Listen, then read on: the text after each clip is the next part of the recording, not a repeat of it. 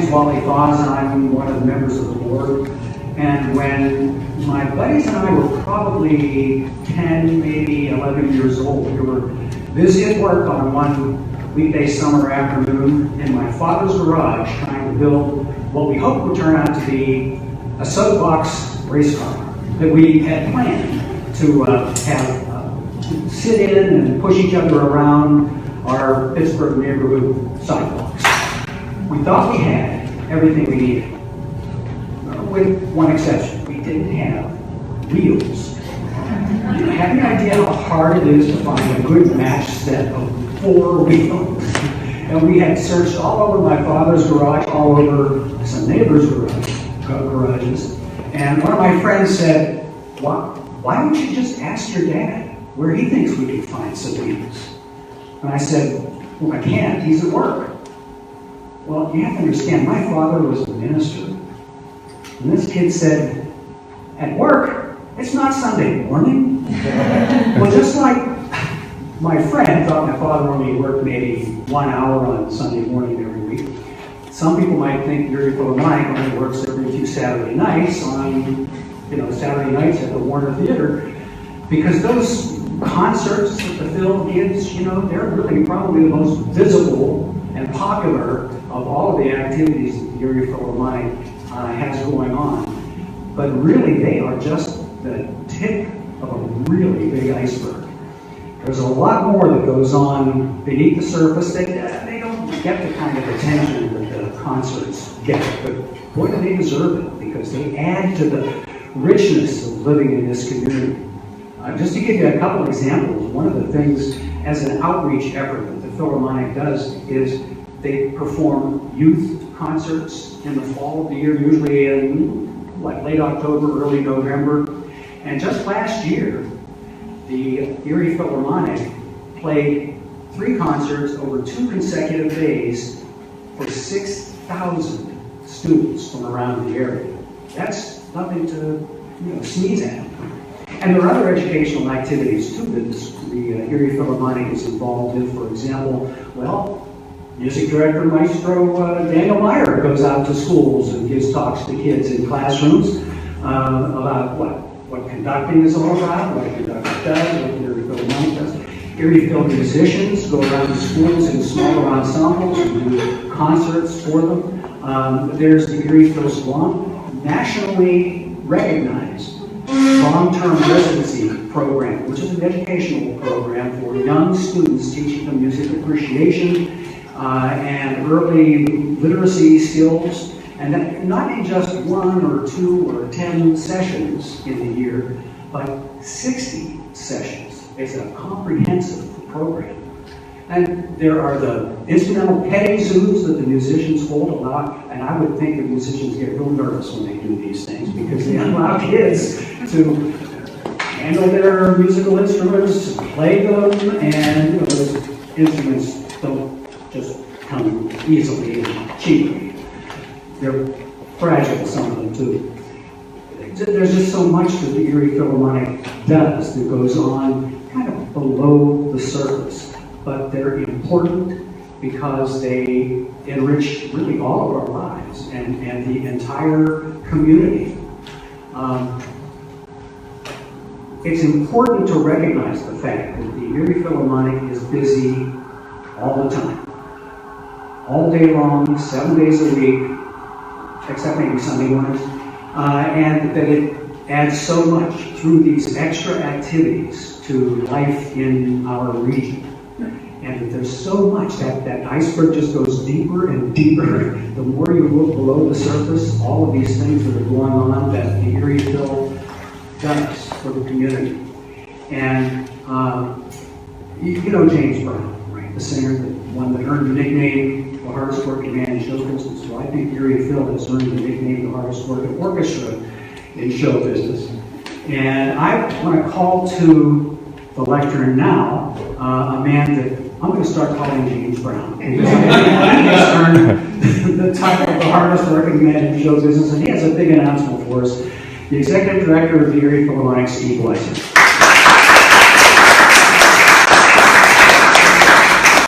Thank you, Bob. I don't think there's any way to recover from being called James Brown. And for the record, I wrote this one down, so you know it's important if I did. So, without ever having the chance to have known Bruce Morton Wright personally, he has by far been one of the most single, influential people in my life. His dedication to Erie and free music for everyone is the #1 reason why I moved here from Philadelphia in the summer of 2012 to serve as the general manager of the Erie Chamber Orchestra. Hearing the legendary stories about his passion for music and the arts from my family and I immediately learned the importance of actions over words. Rather than talking about how great it would be for music to be accessible to everyone, Bruce actually accomplished this. If anyone is ever responsible for my "it's easier to ask forgiveness and permission" attitude, it might be Bruce. Over the course of 40 years, the Erie Chamber Orchestra was able to perform hundreds of concerts for tens of thousands of people, all at no cost. Well, today I am proud to announce that this dream of free music for all will live on through our newly created Bruce Morton Wright Chamber Series. These concerts, featuring Erie Philharmonic musicians, will be presented free of charge in venues across the community, easily accessible to everyone.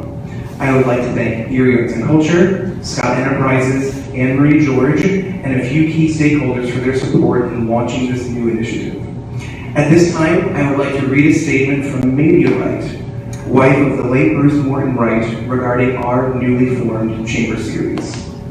I find it lovely that Bruce's passion for his hometown and bringing music to everyone is remembered fondly. His desire was to bring a variety of music from the obscure, old, new American to small chamber size and larger orchestra pieces, opera, even band and popular music to everyone. His goal was to always be inclusive. In the orchestra, he used as many local musicians, women, and minorities as possible, and he was reaching for a diverse audience from children to the elderly and everything in between. He wanted the group to truly be Erie's chamber orchestra. A much wiser man than I, A.J. Maselli, once said that it took hiring 3 people at Gannon to replace Bruce and all that he was able to accomplish. I hope that with 7 full-time staff members, a music director, a board, and the entire Erie community, that we can live up to Bruce's standards and keep this dream alive forever. With that, I'd like to introduce Tom Ferrara from Erie Arts and Culture.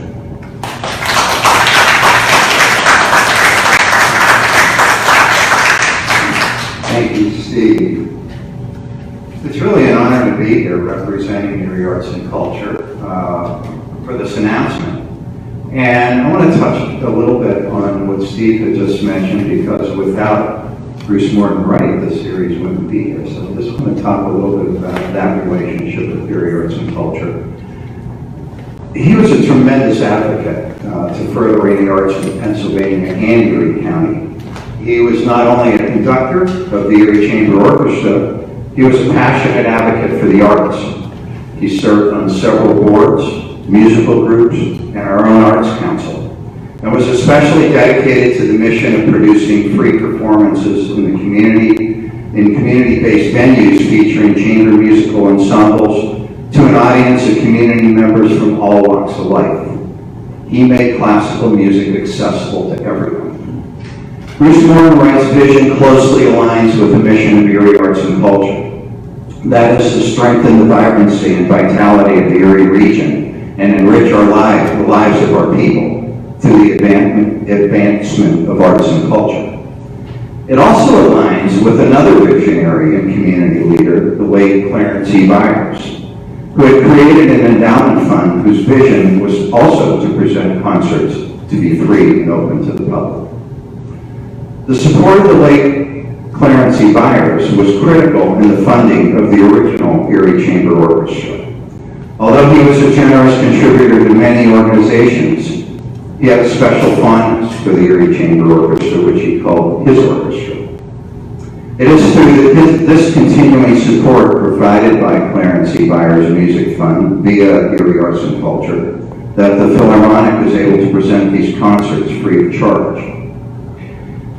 To assure sustainability, which is the goal of Erie Arts and Culture, to the new Bruce Morton Wright Chamber Series, and to maintain the preservation and development of Bruce Morton Wright's vision, our Board of Trustees acted to assist the Erie Philharmonic in building the sustainability of the new series with the creation of the Bruce Morton Series Fund of the Erie Arts Endowment.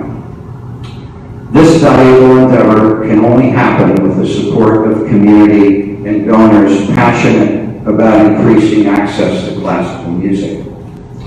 And you will find, located on the table on the side there, a little postcard that talks a little bit about how you can contribute to that fund. In closing, I'd like to congratulate the Erie Philharmonic and the Board of Trustees of Erie Arts and Culture, and all of those in this room who have helped transform the passion of Bruce Morton Wright's legacy into this new chamber series. Together, we are building a more vibrant art and cultural community. Thank you.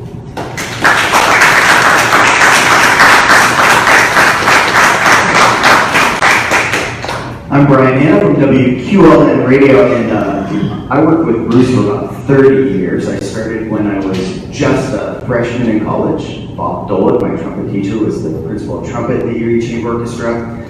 Bob brought me on for a couple of concerts. I soloed at one point with the Erie Chamber Orchestra. Bruce was always generous with his time. He was always generous with his advice. He was always generous with helping bring the arts to the Erie community. And Brad Amadon, a great percussionist in Erie, once told me a great story about Bruce. Bruce was really busy, getting sweaty, working really hard, setting something up. Now you have to remember before you hear this, Bruce started the Erie Chamber Orchestra, the Lake Erie Ballet Orchestra, the Erie Opera Orchestra. Music everywhere, thanks to Bruce Morton Wright. Well, he once told Brad, he said, man, I really love starting new music ensembles. I just wish once I started them, somebody else would do the work. Fortunately, we have 7 people here at the Erie Philharmonic who are doing that work for us now. They're bringing this to the public. This is necessary. We can fit 2,000 people roughly in the Warner Theater for every Philharmonic concert, which is roughly once a month for a symphonic, once a month for a pops. But not everybody can afford a $25 ticket. Not everybody can afford a $10 ticket. But many people can afford to drive to a venue to see a free classical music concert. And with all the work that Philharmonic is doing, with all the children's concerts and all the outreach programs, it's very possible these kids are saying to their parents, I love that, can we go do some more of that? Well, maybe those parents can't bring them to the Philharmonic, but maybe they can bring them to the new Bruce Morton Wright Chamber Series.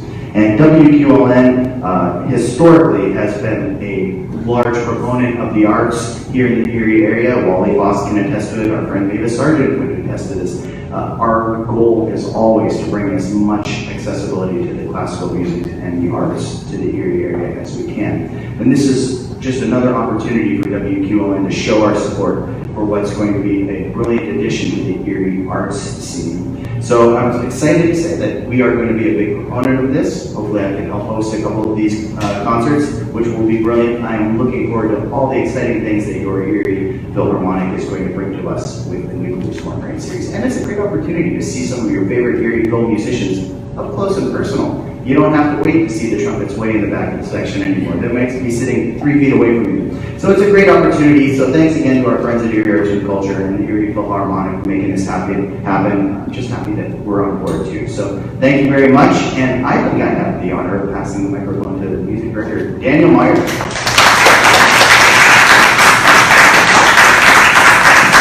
Thank you, John. I'm thrilled that this is happening because I conceive of this as a win-win. A win-win in that the spirit of Bruce Morton Wright and the spirit of the Erie Chamber Orchestra lives on, and it's a win for the Erie Philharmonic because we've already made a concerted effort to penetrate the community outside of our signature series of the Warner Theater and to make sure that we can bring great music to everyone in our community. So for me, this was a perfect time for this to happen. It was a perfect,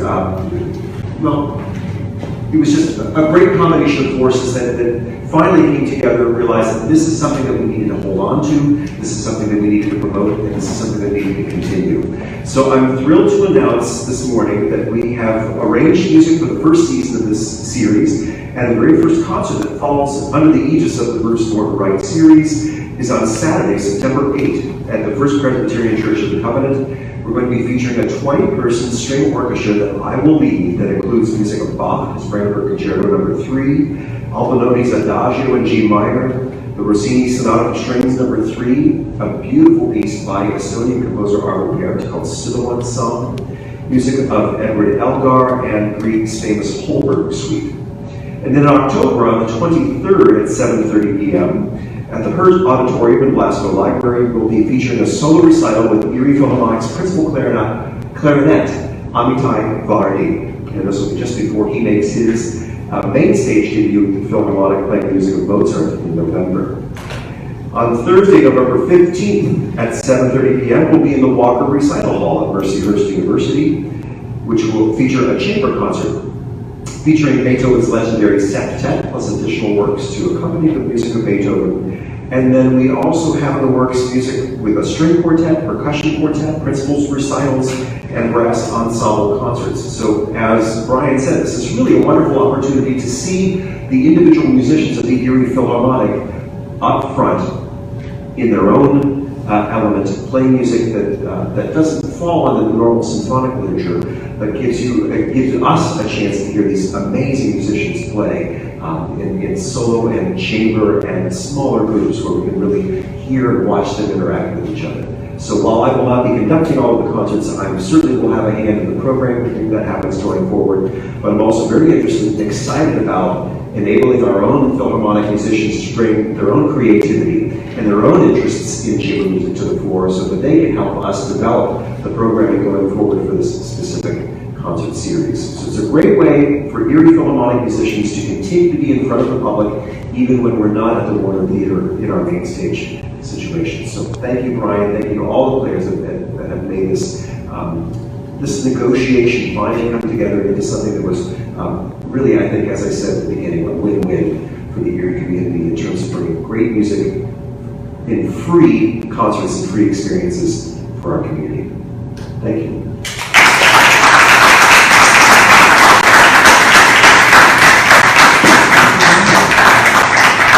If you had trouble remembering dates, I can't wait for September 8th. For the debut performance of the Bruce Morton Wright Chamber Series. Is it going to work?